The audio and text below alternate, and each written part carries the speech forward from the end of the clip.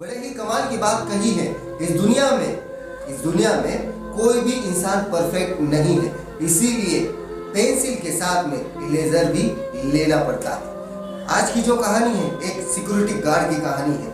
वो security guard एक multinational company में काम किया करता था। उस कंपनी में 400 से 500 एम्प्लॉय काम किया करते थे और वॉचमैन का ये काम होता था कि वो मॉर्निंग से लेके शाम तक जब तक काम चल रहा है तब तक उन सभी एम्प्लॉय को सर्विस देना और काम खत्म होने के बाद सारे ऑफिस बंद करना और लाइट ऑफ करना।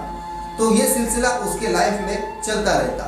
लेकिन एक दिन उसके साथ में एक हादसा हो जाता है। वो जब कंपनी के सारे दरवाजे बंद करता है, लाइट ऑफ करता है और अपने कैबिन में आकर बैठता है तो वो बेचैन हो जाता है। उसे ऐसा लगता है कि आज उससे कुछ ना कुछ मिस हुआ है।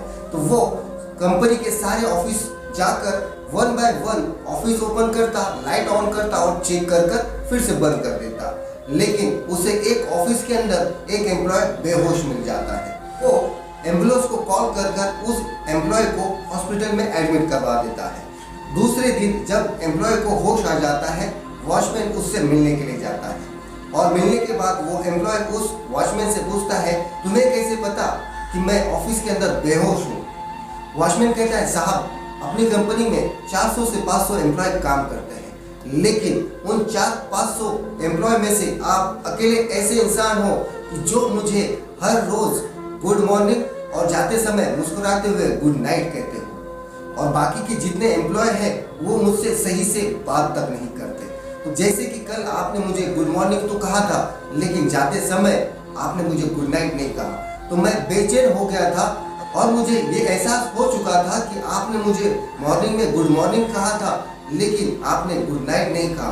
तो मैं ये सोचने लगा कि आप शायद अंदर फंसे हो या फिर आप कोई काम कर रहे हो। तो मैं आपको ढूंढने के लिए जब अंदर आया तो मैंने देखा कि आप फर्श पर बेहोश हो और मैंने एम्बुलेंस को कॉल किया और आपको हॉस्पिटल में एडमिट करवा दिया। ये सुनने के बाद उस एम्प्लॉय की आंखों में आंसू आ जाते हैं और उस वॉचमैन को गले लगाकर कहता है कि आज तुम्हारी वजह से मैं जिंदा हूँ। अभी जो मैंने आपको कहानी सुनाई बड़ी ही छोटी थी, लेकिन बहुत बड़ा मैसेज दे जाती है।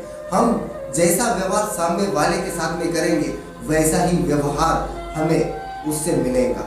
ये जो कहानी है आपको पसंद आई होंगी तो लाइक शेयर कमेंट्स करते रहना और सब्सक्राइब करना बिल्कुल मत भूलना। ऐसे ही मजेदार कहानियां मैं आप सभी के लिए लाता रहूंगा।